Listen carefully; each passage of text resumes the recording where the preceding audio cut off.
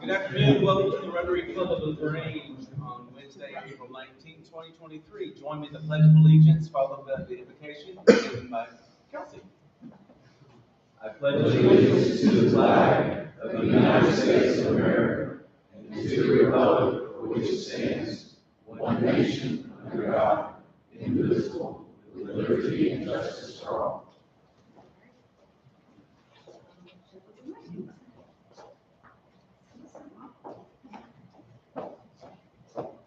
right, I will start with the scripture. Let your light so shine before men that they may see your good works and glorify your Father in heaven. God, I thank you for our service leaders under the sound of my voice and those that cannot be here today. I pray that you place your hands on us and order our steps in the direction of your will so that we can continue to be beacons of our community. Guide and encourage us to come together as a community, as a city, and a nation, not just in times of disaster, but every day. I thank you for our speaker today and ask that you open our ears to hear what needs to be heard in empathy and understanding, and our mouths to speak what is encouraging and uplifting. I pray that our days moving forward are filled with peace and blessings and abundance, not just in our professional lives, but our personal lives as well. Lord, we thank you for this day together. Amen. Amen. And now I will introduce our guests. Please stand when your name is called and remain standing until all guests have been introduced. First, we have Mr. Jim Arrington of Arrington Builders, guest of Jake Jones. Next, we have Norma Bird with Scoops, guest of Susan Ferguson. Welcome.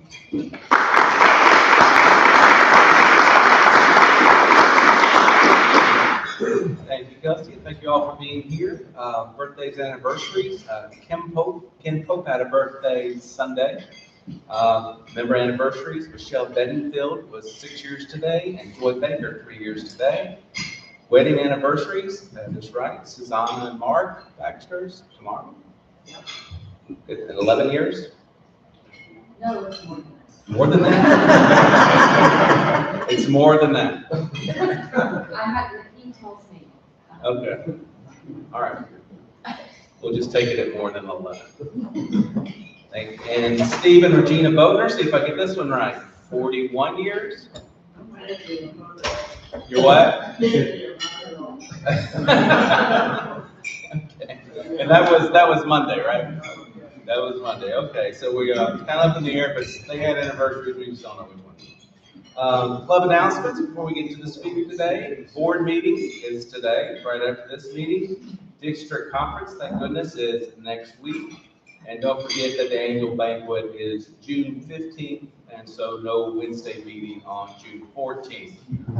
We do have a few minutes if you're extremely happy and have a buck. If you'd like to come up and do happy dollars.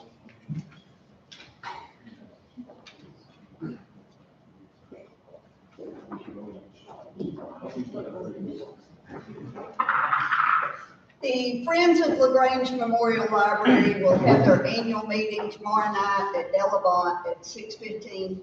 Carolyn Curry is going to speak about her 2 books, and introducing her will be her husband, Bill Curry, a longtime football coach. And so admission is free. We'd love to have you join us.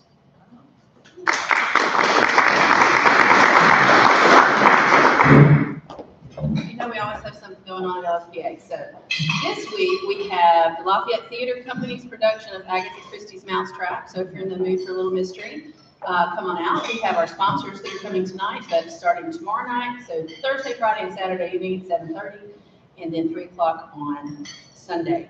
We have those shows. And then next week, on Thursday and Friday night at 7 p.m., we have Young Singers of West Georgia with Food for Thought. Their concert will be at LHS Auditorium, 7 o'clock both nights. So if you have any questions, go to our website. We have tickets there, or you can give us a call. Thanks.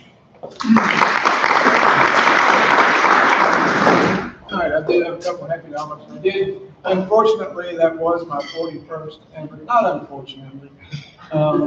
Feel really blessed to have, been able to enjoy 41 years married. But it must be that number of years because we must really be getting old. Because in celebration, we picked up our grandson from school and went to Scoops. So $1 is going to be for the best milkshake that I have had around here. It was really good. And I do think that age is probably true because I can tell you 20 years ago on an anniversary, if we'd been alone, we would not have been picking our grandson up to a nice cream shop. So anyway, that's it. Last happy dollar, one more, is for Count Valva. We had a series of revivals out there early these last 3 nights, ending last night. Celebrate our new dining hall. If you haven't had a chance to come out and visit the camp since the new dining hall was built, I would encourage you to do so. It's a great facility, great for church groups, family outings. It is available during the off season when we're not doing the camp for the children. It is available at a very reasonable price, so I would encourage you to stop by and visit Camp Malone.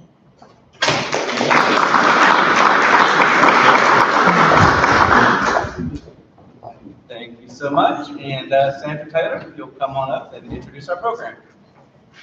Thank you, Ken. We are fortunate today to have with us our district attorney for the Coweta Judicial Circuit. It's made of Carroll County, Coweta County, Heard County, Meriwether, and Trent County. Herb Cranford is a third-generation prosecutor. Both his father and grandfather served as Solicitor General of Coweta County, and he took a position with the DA's office in 2012 after having interned while Pete Scandalakis was the DA. He decided prosecuting was his lifelong goal, and that's where he went. He was appointed in 2018 by Governor Deal as district attorney for our circuit. He has been twice reelected. There was a special election that year he was elected, and then reelected in 2020. He prosecutes all types of cases, including theft, fraud, drug distribution, domestic violence, aggravated sex crimes, gang crimes, and murder. During his time as DA, he has a particular passion for the Georgia street gang prosecutions, and has with him today Jack Weenie, who is his chief assistant district attorney and over the gang prosecutions for the circuit. We, as most of you know, took early on a heavy stance on prosecuting gang activity, and Herb has taken a real interest in that, and both he and Jack are recognized statewide for the work that has been done to fight the gang problems in our circuit, which a lot of people may think are removed from us or a big city problem, but it's very much something that the DA's office is fighting on a regular basis to fairly and aggressively prosecute the influx of these gangs. And I'm sure Herb will talk about it a lot. We see it. We're seeing it even in elementary schools, the influence that these gangs are having on our children. So his work there is very important. In July of 21, Supreme Court of Georgia appointed Herb to serve on the state disciplinary bar of the board of the state bar. He also serves in 2 positions elected by his peer district attorneys. He's treasurer for the District Attorneys Association for Georgia, and he's also Georgia's representative to the National Association of District Attorneys. So we're fortunate to have him and to have his influence on prosecutions in our circuit. And from a personal standpoint, it's a pleasure to work with him. My office prosecutes the misdemeanors in Troup County. His office prosecutes the felonies, and we have a very good working relationship where we are able to converse back and forth about the cases that we have and to make sure that we reach the best result we can on the cases we're both given. So thank you, Herb, for coming.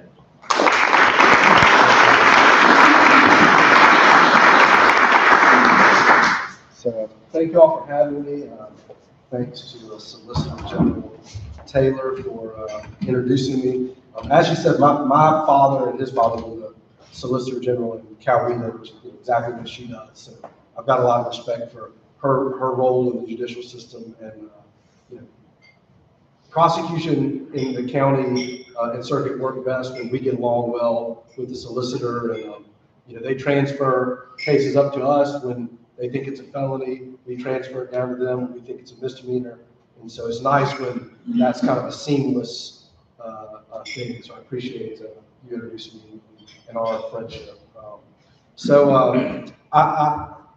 I've recently given a few speeches this spring throughout the circuit, and what I've been doing is kind of just giving a reminder of what is the Coweta Judicial Circuit and giving kind of an update on the caseload and things of that nature. So this is kind of just, I haven't spoken to you all in a while. I want to give you all an update on what's going on in the Coweta Circuit.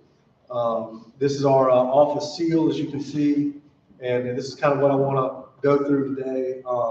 Coming out of COVID, we had a large backlog of cases. As I'll show you, we've been receiving more felony cases from law enforcement the last 3, 4, 5 years. And in addition to receiving more and more cases, COVID happened and the court system shut down. So I want to explain to you what that backlog looks like, and to come out of that backlog, we got to have more jury trials. So I'm going to show you how many jury trials we were having per year before COVID and how many we've been having this year and last year. And it's a lot more. So we're very busy, and I kind of want to just update y'all on all of that stuff. So this is the mission statement of the DA's office. I think it's important for y'all to get that quick summation of what I believe our office is about. Our office motto is justice, honor, humility. I think those 3 terms encapsulate everything our office is about and what prosecution is about. And the 2 sentences that I think sum up the mission of the DA's office is: the mission of the Coweta Judicial Circuit's District Attorney's Office is to pursue justice on behalf of the community and victims of crime, to uphold the law, and to maintain the trust of the people we serve. This office will accomplish this mission by being motivated to do what is right in each case, by being fair, respectful, and honest to all people with whom we interact, and by executing our duties with humility. A couple points I want to highlight real quick. I intentionally put in there, I came up with this as I was pursuing the appointment from Governor Deal to replace my predecessor, Pete Scandalakis, who's now the executive director of the Prosecuting Attorneys Council. That's like a state entity that assists prosecution throughout the state of Georgia. But the maintaining of the trust of the people we serve is a big deal. And talking to people, I don't think people really think about that aspect of the job necessarily. It's not just about getting reelected, but for public safety, we need the everyday citizens, regardless of who they are, where they're from, what they look like, to basically trust the criminal justice system. If you think about it, to even call 911 or report a crime, you have to have some trust the person you're contacting is going to listen to you and care and want to do something about it, right? A lot of people aren't fans of cooperating with law enforcement. A lot of people get grief from their community for cooperating with law enforcement, for cooperating with prosecution. It is not worth catching that grief, or in worst case scenarios, being subject to threats and violence, unless you think the police department, the DA's office, the court system is going to take that seriously and try to do something about it. So it's a really important part of the job that we operate in a way that increases the trust of the community and maintains it. A lot of that, I think, is a matter of transparency, doing what is right, but doing it publicly and openly. That's part of speaking to y'all today, is y'all knowing what this office is about, what our motivations are, and what we're trying to do to treat each case fairly and ultimately get a just result for each violation of Georgia law. That's ultimately what prosecution is about: seeking justice for violations of the laws of the state of Georgia. And by the way, at the bottom is our office website. If any of y'all are curious, go check it out. It's dacowettacircuit.org. No spaces or anything, just dacowettacircuit.org. So Sandra hit on this a little bit. I was glad she did. Just to give you kind of an overview or a reminder of DAs versus solicitors and things like that. Again, the solicitor and the DA, our job is to seek justice for violations of the laws of the state of Georgia.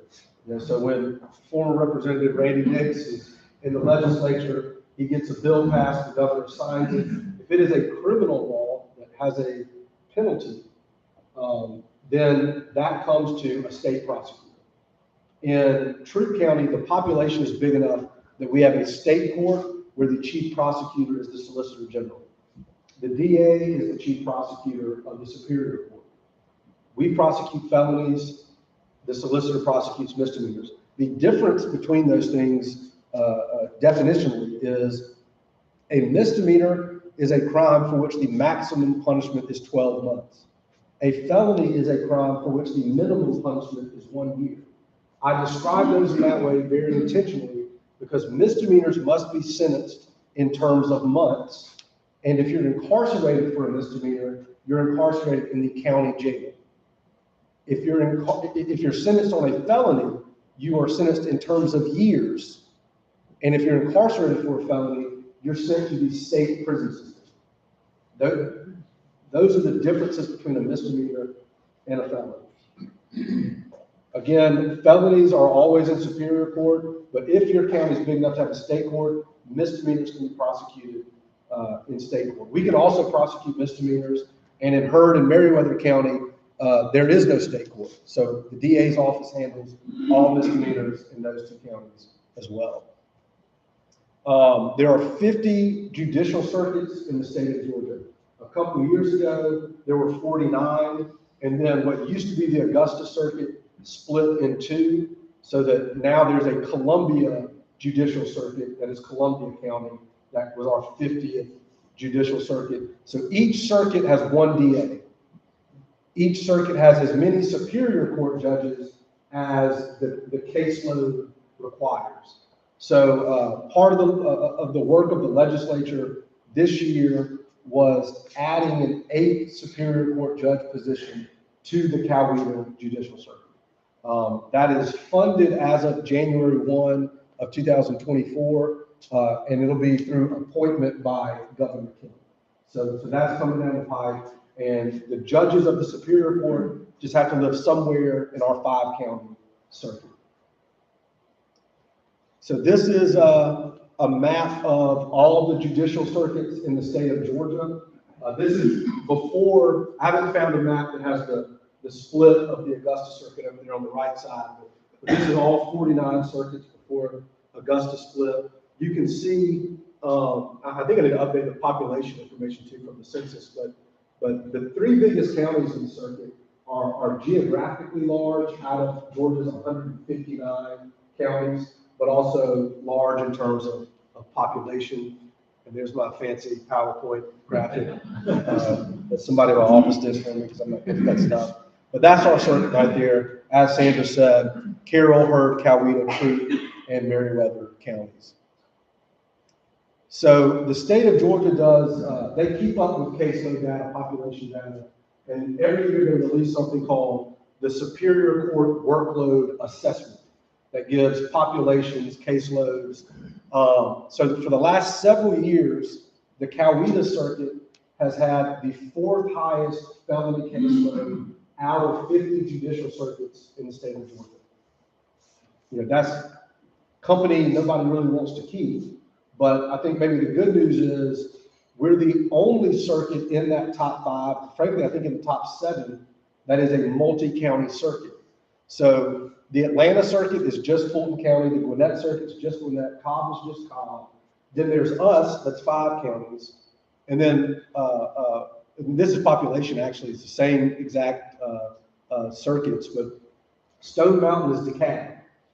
So in terms of population, we're right behind those 4 circuits. And in terms of caseload, we're actually ahead of the Stone Mountain Circuit.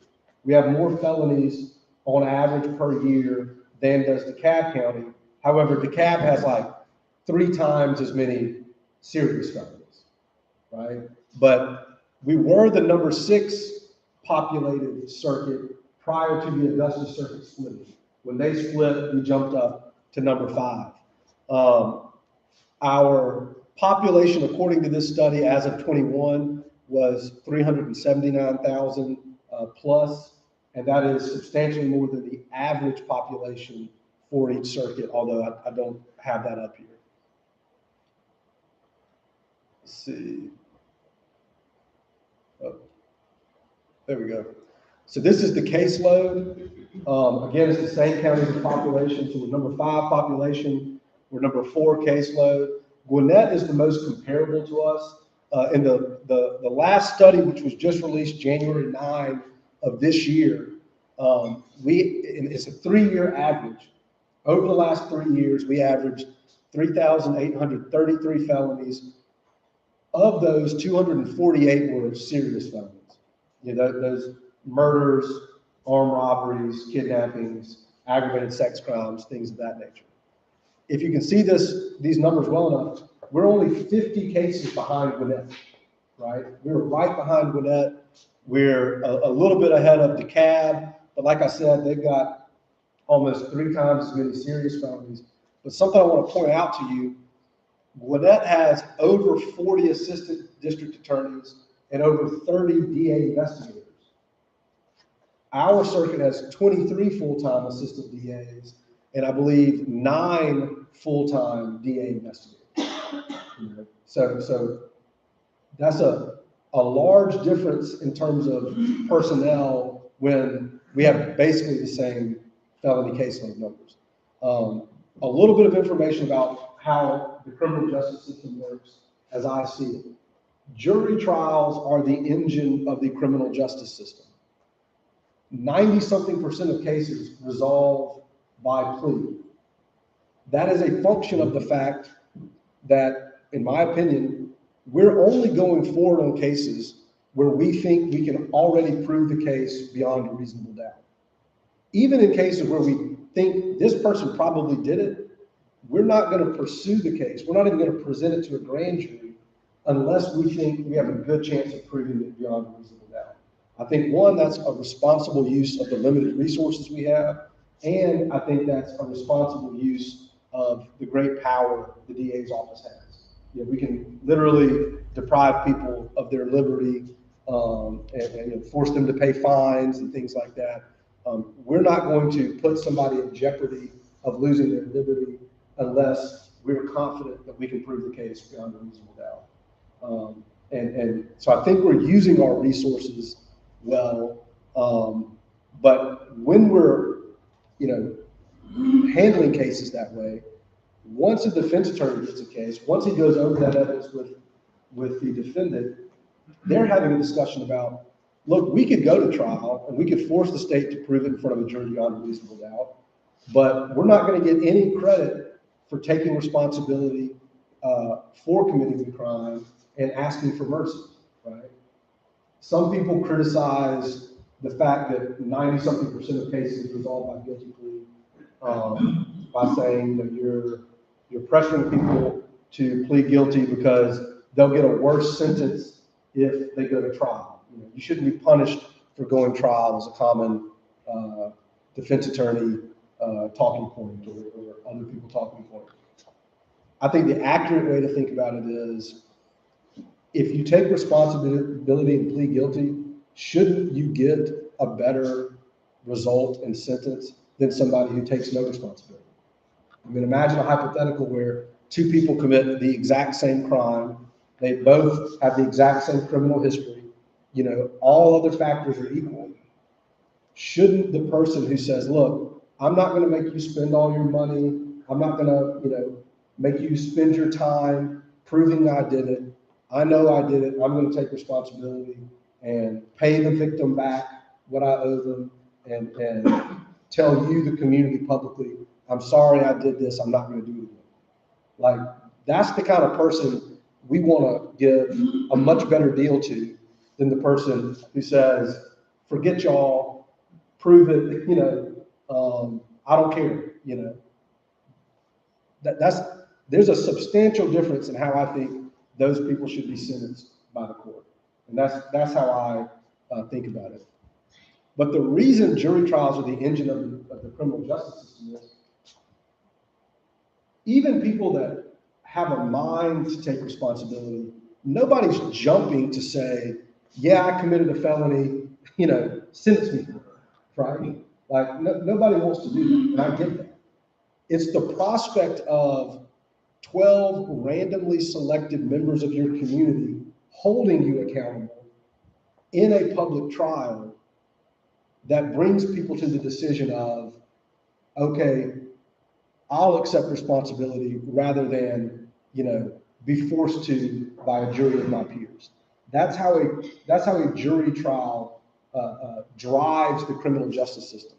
And as I'll explain in a moment, our inability to have jury trials during COVID therefore destroyed the system's ability to resolve criminal cases. And that's why COVID gave us a massive backlog. And going back to this case study, so we're number 4 in the state of Georgia. We have much less resources than a comparable office in Gwinnett, but the average felony caseload among the 50 circuits is a little over 1,800 cases a year, and we're at 3,800. Something I'm going to talk to y'all about that we've been discussing in this county and other counties in the judicial system is splitting up the Coweta judicial circuit. Once you're a single county, you can't split up counties, right? You can't split up Fulton County or Cobb or Gwinnett. But a 5-county circuit, just like Augusta, can be divided. And if we divided our circuit, and the discussion that's been going on is Carroll and Herb would be a new circuit, Coweta, Merriweather, and Troop would remain a circuit. You can imagine how far we'd fall down this list of 50 judicial circuits, both in terms of population and felony caseload. What we would get out of that is more state resources, because every DA's office gets a certain number of state employees. Right now, we're spreading that over 5 counties. If we split, it would essentially come close to doubling the state-funded persons in the DA's office. That's the rationale for it. This is the case. Our commissioners voted last night to support the resolution to divide the circuit. That's right. Yeah, I'm glad you reminded me of that. And I was definitely planning to mention that. On April 12th, the Merriweather County Commission voted, passed a resolution asking our legislative delegation, our 5-county legislative delegation, to pass legislation in the 24 session to split up the circuit. They asked for Coweta, Merriweather, Troop. I presented to the Troop Commission yesterday morning, and then last night they voted. Both votes were unanimous to split the circuit, the same exact split. I anticipate that the Coweta Commission is going to be presenting a resolution in the next few weeks. I've had discussions with the other counties as well. I think there's a lot of consensus around splitting this circuit. Our sheriff is in favor of it. The Coweta sheriff, the Merriweather sheriff, the Carroll County sheriff has been in favor of it probably longer than anybody, probably since before I even graduated law school. And he has told me to tell everybody he's in favor of it. Interestingly, I think he is even in favor of, and I think I anticipate the Carroll Commission to be in favor of a Carroll Herb circuit as well. So I think there's some consensus developing around Troop fits well with Coweta County, if only because the interstate connects us. If you think geographically, driving from LaGrange to Carrollton, up, what is that, 27? That's what, an hour maybe? Where 45 maybe? It took me about 30 minutes to get here today from Newton where I live. So I think that's part of the rationale for that. But this is the caseload, the number of cases received from law enforcement for the 3 big counties. Carroll is blue, Coweta is orange, Troop is gray. Troop has stayed pretty static recently. We had a jump in 2022. The last year on the far right is 22. But you can see, particularly Coweta, despite having a lot more people than Troop, historically had roughly the same number of felony cases. In 2016, they started to separate. And last year, Coweta set a record for the circuit for number of case files received from law enforcement with right over 1,600. The previous record was set by Carroll County with over 1,500. So we're receiving more and more cases circuit-wide. This just illustrates that. This is the number of cases closed in those same years, going back to 2012, ending in 2022. As you might imagine, the huge drop is during COVID.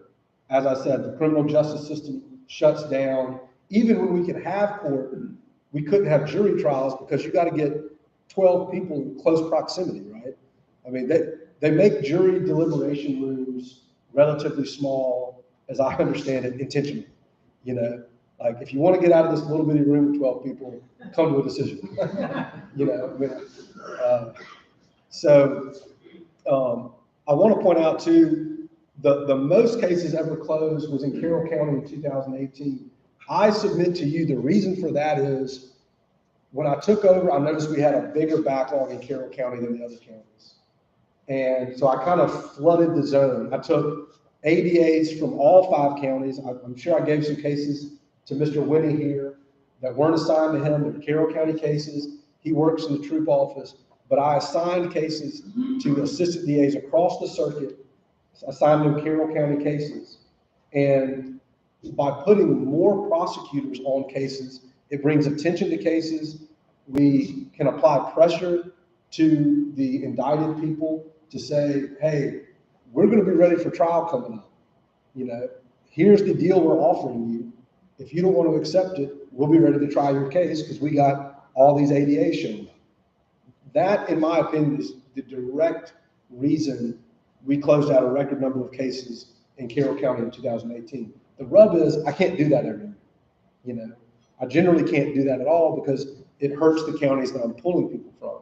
I did it in my first year as DA just to address an acute issue in one county. But that speaks to the value of more DA personnel. Quickly, this is the far left column is the number of open cases circuit-wide and then broken down by county as of December of 2019. Circuit-wide, there was 4,043 open cases, whether they've been indicted or were waiting to be reviewed, to be indicted or dismissed. There were just over 4,000. As of March 2023, there were over 10,000. So circuit-wide, that's an increase of 164%. You know, and that's directly attributable to the fact the justice system shut down. We couldn't have jury trials for, a year and a half, basically. These are serious felonies. The numbers on the left are the number of serious violent felonies that we received going from 2017 to 2022. We generally receive 20 to 25 murder cases a year circuit-wide. Just like the rest of the country, we had a record number of murders in 2021, up to 29. So if you think about a percentage increase, it sounds big, maybe like a 50% increase or something like that. But it really meant we had 29 compared to like 20 typically. So not a fun place to be, but ultimately something we can deal with. But what you've seen is the yellow line is the number of open cases that are serious violent felonies. They were increasing anyway, as I showed you. And then COVID happened. These are the cases that are the most serious, that we're seeking the most serious punishments for. Serious prison time. A lot of these have what we call mandatory minimum sentences. If you commit an aggravated sex crime, aggravated molestation, rapes, stuff like that, the mandatory minimum sentence is 25 years without parole. And appropriately so, in my opinion. Well, when the cost is that high to being guilty of that, the calculus of the defendant is it's worth going to trial. So these are the cases we have to try typically, right? It makes sense that we're struggling to bring those down because it requires jury trial. And what we've been doing the last 2 years is trying a whole bunch of cases. We started keeping track of number of jury trials circuit-wide when I became DA in 2018. We had 25, then 20, only 4 in 2020. In 2021, we finally cranked things back up and we got back to having 20 jury trials, which is kind of the historic average. In the recollection of me and others that have been in the office prior to 2018, we typically recall having 20-something jury trials a year. In 2021, we had 4 murders, 4 serious violent felonies, armed robbery, aggravated sex crime, things like that. 1 child molestation, some other stuff, just to give you a sense of the types of cases tried in 21. In 2022, we had 55 jury trials. So we doubled the number of jury trials that we had historically last year. Of those, 3 were mistrials, meaning the jury could not reach a unanimous verdict. That means the case has to be tried again, the guy can plead guilty. We had 10 acquittals where, the jury determined we could not prove it beyond a reasonable doubt. And that just happens sometimes. The investigation can be as good as it possibly could be. Sometimes you just can't get, every single piece of evidence. It just doesn't exist. And then sometimes you go to trial and witnesses become uncooperative. By the time you get to trial, a victim may decide they want to get back with their abuser. So things play out in trial, particularly with sex crimes. The nature of those is typically the victim is the only witness. So if we believe this happened and we believe in that victim, particularly in the sex crime, we're going to be willing to fight for that case and fight to get justice for that victim. But it can be very difficult in front of a jury who's we have to prove it beyond a reasonable doubt to them, and they've only got the one witness. Those can be difficult jury trials, but they're worth fighting for, in my opinion. So that resulted in a roughly 80% conviction rate, which is solid, I think. We preach to the ADAs. We're not so much judging you on whether you get a guilty verdict, although that is what justice means when you're seeking to hold somebody accountable. We're judging them about, did you evaluate the case well? Did you prepare well? And did you execute it in front of the jury well? We're not trying to focus on an outcome that sometimes we can't control because it's up to 12 people. We're focusing on, are we doing the job the right way? Are we focused on doing the right thing in our cases? And I think when you focus on process that way, you tend to get pretty good results. And I think that's what this is. So going forward to 2023, this year, through the first 3 months of the year, we've had 15 jury trials. All of those have been guilty verdicts. We're catching up on murder cases. So we've had 8 murder trials. We've also had 4 murder cases plead guilty. And all of those resulted in life sentences.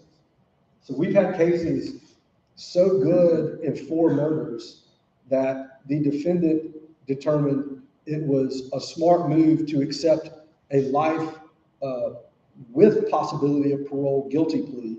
That just means they're only eligible for parole after 30 years in prison.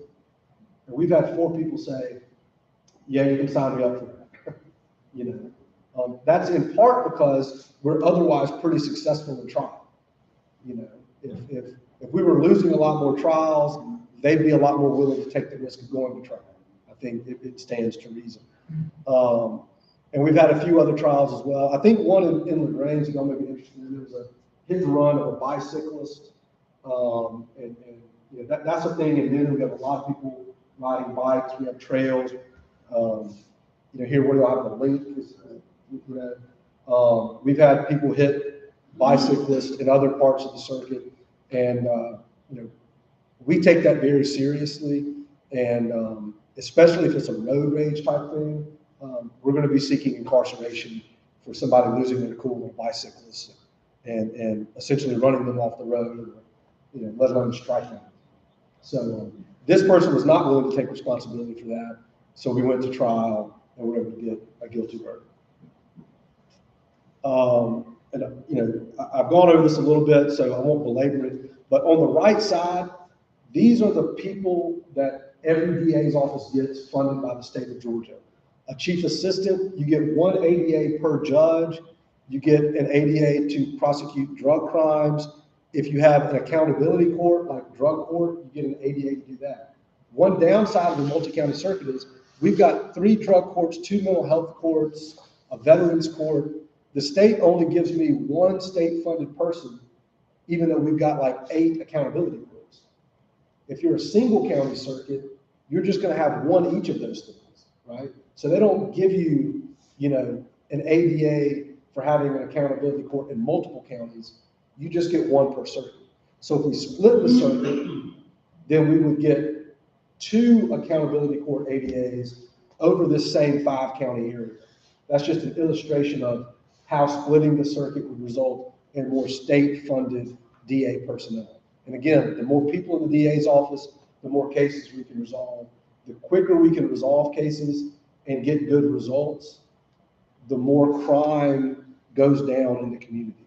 And I think that's a matter of common sense, frankly, but I think the efforts of the LaGrange Police Department over the years in this community show we got aggressive with criminal street gangs years ago. And if you pull the numbers, if Jack remembers, we went from 30-something gang crimes a number of years ago to getting that down into like the single digits. I think there's a reason, if you go back to that graph, the number of cases we're getting in the DA's office out of Troup County has stayed relatively flat, whereas the other places have gone up. To give a shout out to Jack, we got the numbers from the Department of Corrections. Over the last 5 years, our 5-county circuit has sent more people to prison on a gang conviction than any of the other 50 circuits in the state of Georgia. That's not because we have more gang members, in my opinion, than other places. I think it's because we take it very seriously. We don't prosecute everybody that is a member of a gang that commits a crime. We're only pursuing gang charges on people where we think the crime itself, plus being a gang crime, warrants incarceration in the state prison system. So I want y'all to know we're being judicious about it. We're not a hammer looking for nails. But when we get those cases, we don't shy away from it. Other jurisdictions might say, well, armed robbery is pretty serious. We'll just pursue you on the armed robbery and not worry about proving the gang crime. If you're choosing to associate with a gang and commit violent crime, you deserve to be acknowledged as such, and for it to be on your criminal record that you're a gang member that committed this violent crime. So we don't let it go where some other places may, and I think that's really the reason we've had the numbers we've had. So, what I'll end y'all with is thinking ahead. I've gone through all this already. I won't repeat the slide, but there's a consensus developing around splitting this 5-county judicial circuit into 2. There's a consensus among the counties and the sheriffs, and we haven't spoken to everybody yet. I've spoken to, Senator Robertson yesterday, spoken to a lot of legislators so far. The consensus is developing that Coweta, Meriwether, and Troup would remain a circuit, and Carroll and Kerr would be a new circuit. There's a couple dissenting voices that would rather have Troup County join Carroll, but those 2 dissenting voices are people that reside in Carroll County, and you'd have to ask them why they want to keep Troup County. My view is, I live in Coweta. I should defer to what the representatives of Troup County tell me they want to do. And I'm hearing they want to stick with Coweta, so that's what I'm going to support. So anyway, I know I'm probably like right at 1 o'clock, a little over. If y'all have questions, I'm happy to take them, or I can hang out and answer any questions you have. So thank y'all for having me.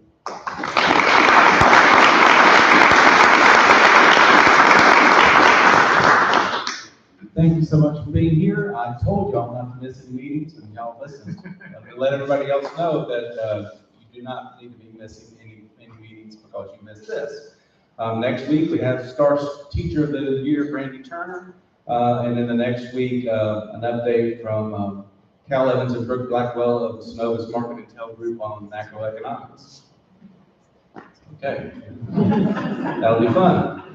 In honor and great appreciation of your speaker today, we'll be making a donation to Polio Plus, which is Rotary's initiative to eradicate polio worldwide. Susanna, do we have an update on the number of years? We'll email y'all. Okay, just hang tight. Go over 20. There you go. All right. Thank you all for being here. We have a lot of people in the room that were public servants or currently public servants. Randy, Carrington, so y'all be sure and thank these people that are here today for their service. We have a lot here, Leon's around here somewhere. Did he hang out? There you go. Okay, yeah. So y'all be sure and thank those people when you get a chance for them being here. Look forward to seeing you next week. We are adjourned.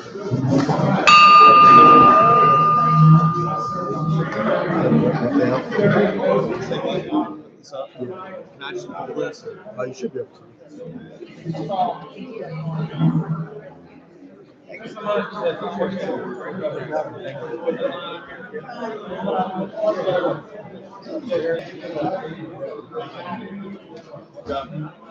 Pretty sweet mix. You're my inspiration. Just trying to keep this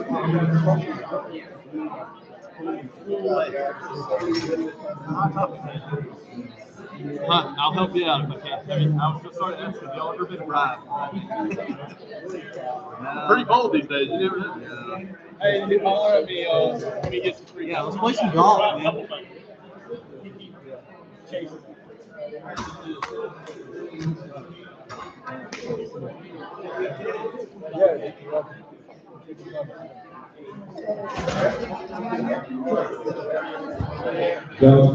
The board.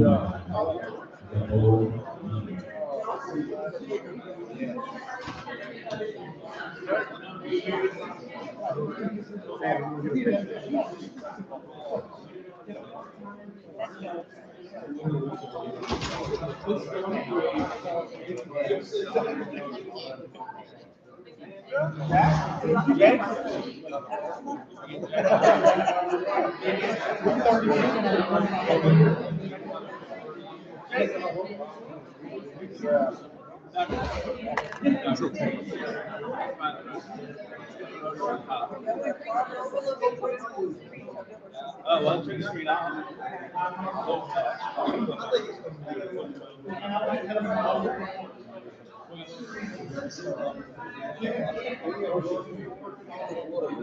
Okay, everybody can shift over a little bit. Shift over. Step up on a little bit. Shift over. Good job. Sorry. Thought you were a small principal, you better do what you said. We get one more. I can study myself. Good job. Everybody looks great.